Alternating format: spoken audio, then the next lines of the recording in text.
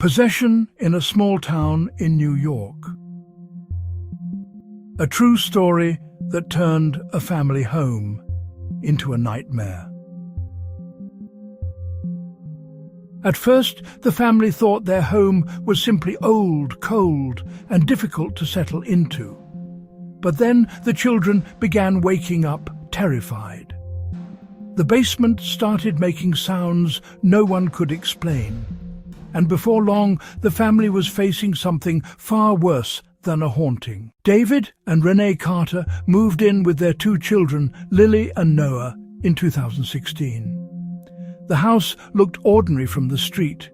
It had a small porch, faded siding, and a quiet neighborhood around it. Inside, though, the atmosphere changed immediately. The air felt damp and stale. The corners of the rooms seemed too dark, and the basement carried a smell that Renee described as wet wood, dust, and something rotten beneath it. She would later say the feeling in that house was not that someone was watching. It was that something was waiting. Lily was the first to notice anything wrong. She was 8 years old and began waking up in the middle of the night, staring at the corner of her room. She would not cry at first. She would only point. When Renee asked what she saw, Lily said there was a man standing there. Not outside the house, not in the hallway, in the corner of her room, close enough to touch. Renee checked every inch of the room. Nothing was there. But the air in that corner was freezing. Noah was the next to show change. He became quiet, tense, and reluctant to walk down the hallway after dark. He told his mother the house felt longer at night, like the walls stretched farther away when the lights went out. Then he began drawing the same image over and over.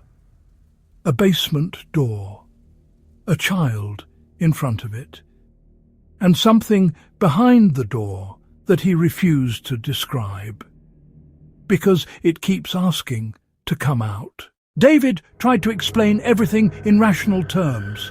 New house, new stress, bad sleep, childhood fear. So he started checking the property carefully. Doors, windows, vents, the attic, the basement. That was when he found the first thing that made the house feel truly wrong. A section of brick in the basement wall had been sealed over. The mortar was newer than the rest, and from behind it he could hear 3 soft knocks. Then silence.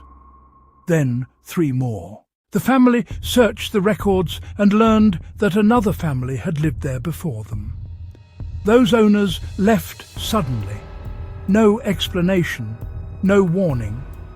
A neighbor remembered a daughter from the earlier family who stood in the upstairs window at night, staring into the yard as if someone was calling her from outside.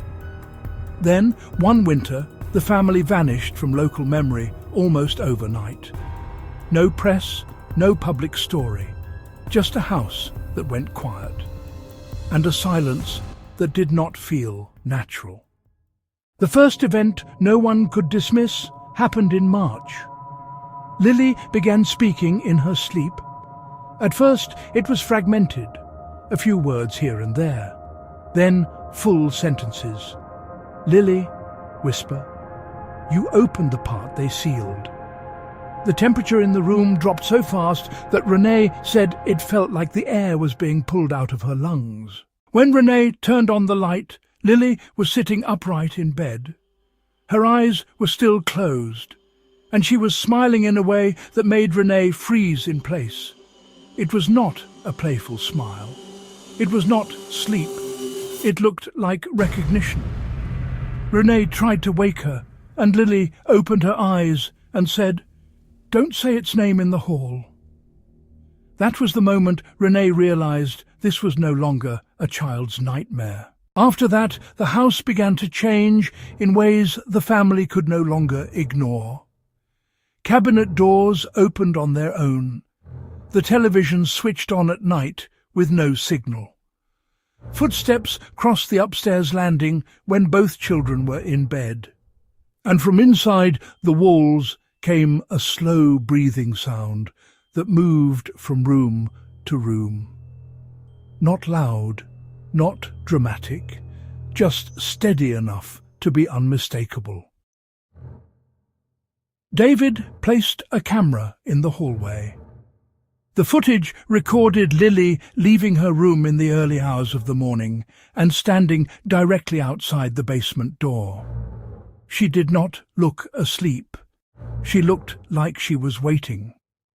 Then the microphone caught her voice very faintly. I can hear you better down there. Renee later said that sentence did not sound like a child speaking.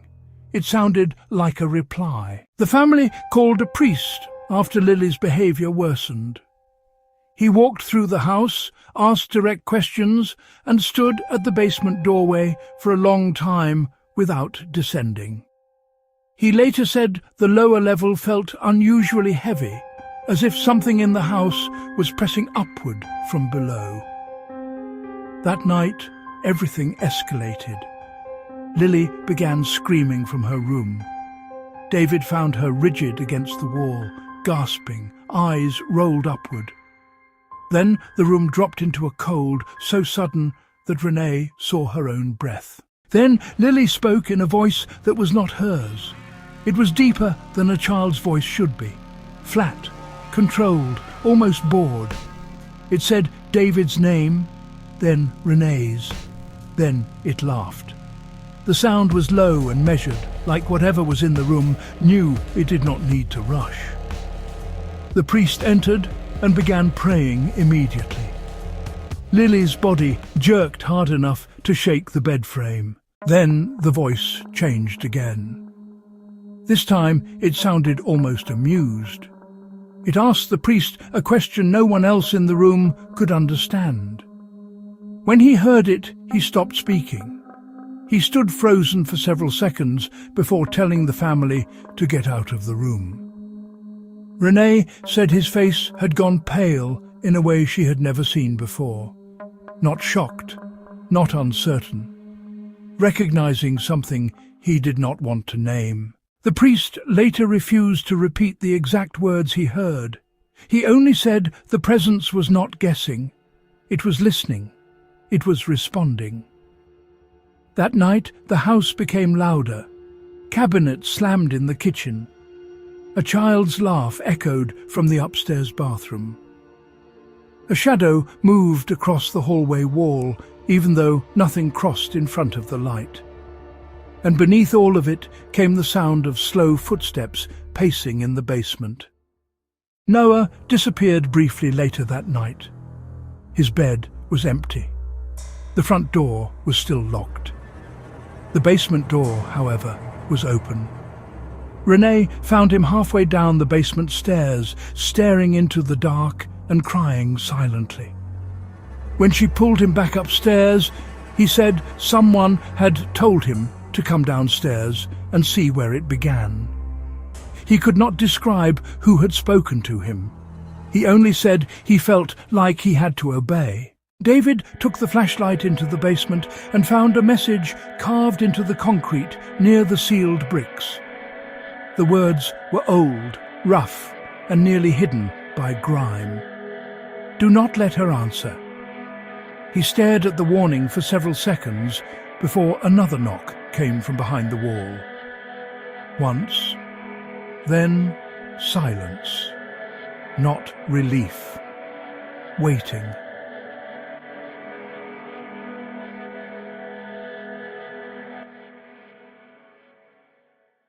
After that, Lily stopped responding normally to her name. She sat at the table for long periods without moving. Her eyes stayed fixed on the floor. She blinked less and less. Then, without warning, she would raise her head and speak in that same low voice. Every time she did, the voice referred to the basement as if it were alive, as if it had a memory, as if it had been there first.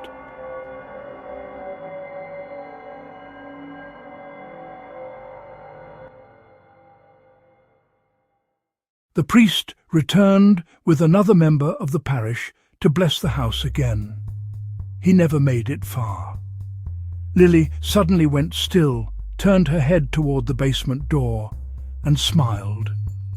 Renee said that smile was one of the worst moments of the entire ordeal because it looked deliberate. "You opened the place where she was buried." The priest stopped moving. That sentence changed the direction of the investigation. The family had not told the priest about burial remains or hidden spaces in the house. But after the blessing failed, they went back through the property history and found the missing layer. Before the current house existed, the lot had held an older structure.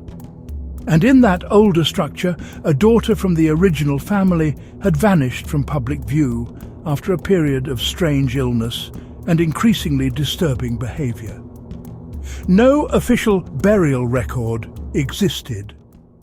Only rumors. Neighbors from years earlier remembered the girl differently. Some said she spoke to someone in the basement. Some said she stopped eating. Some said the family sealed part of the cellar after she began waking them at night. Then the house was sold, rebuilt, and the foundation was absorbed into the new construction. The property changed. Whatever was underneath did not. The final attempt to clear the house lasted less than a minute. The priest went to the basement alone. When he returned, he would not step back down. He told the family the lower level felt occupied, not empty, not haunted in the simple sense, occupied. Then he said the presence was not circling Lily. It was pressing through her. After that, there was no more debate. No more attempts to rationalize the house. No more explanations that fit neatly into ordinary life. The family stayed awake whenever they could. They kept lights on. They kept the children close. They listened to every sound in the walls as if it might become a voice again at any moment. And the house seemed to answer their fear with perfect timing. When Renee prayed, the hallway went cold. When David stood watch, the basement door rattled. When Lily cried, the sounds in the walls grew louder. The family left not long after. Once they were away from the house, Lily's episodes stopped almost immediately. No more sleepwalking, no more voice changes, no more staring into corners as if someone stood there. But the fear followed them in a different way. For months afterward, Lily woke up at the same hour every night and asked whether it had come with them. Renee never answered quickly. This is what makes the case from a small town in New York so disturbing. It did not begin with a scream. It began with small things that could be ignored until they could not. A smell, a corner of a room, a child waking up afraid, a sealed wall in the basement. Then the escalation turned personal. And once it did, the house was no longer the only thing under pressure. Years later, the house still stands. People drive past it without knowing what happened inside. Some call it exaggerated. Others remember the family leaving in a hurry. But the people who lived through it do not describe it as a ghost story. They describe it as an invasion. Something that enters quietly, learns your routine, and waits until fear opens the door wider than reason can close it. Possession stories do not always begin in dramatic ways. Sometimes they begin with children who will not sleep, with a basement wall that should not be there, with knocks from behind plaster, with a voice answering from a room no one wants to enter. And by the time the family understands the pattern, the thing they are dealing with has already been fed by their fear. That is what the Carter family remembers most clearly. Not the loud moments, the quiet ones, the stillness before the voice changed, the pause before the knocking began, the silence after the priest stopped speaking. Those are the moments that turned a home in a small town in New York into something far more disturbing than a haunting. From the outside, the house still looked normal. That was the problem. It was never a place that announced itself with thunder. It waited in the walls. It waited in the basement. And it waited inside the people who were too tired to realize the line had already been crossed.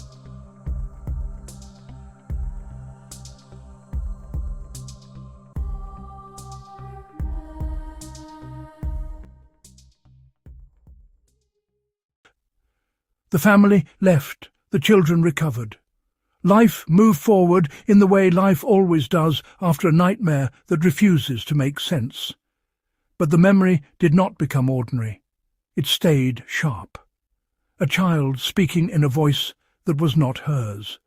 Knocking behind sealed brick. A priest who would not repeat what he heard.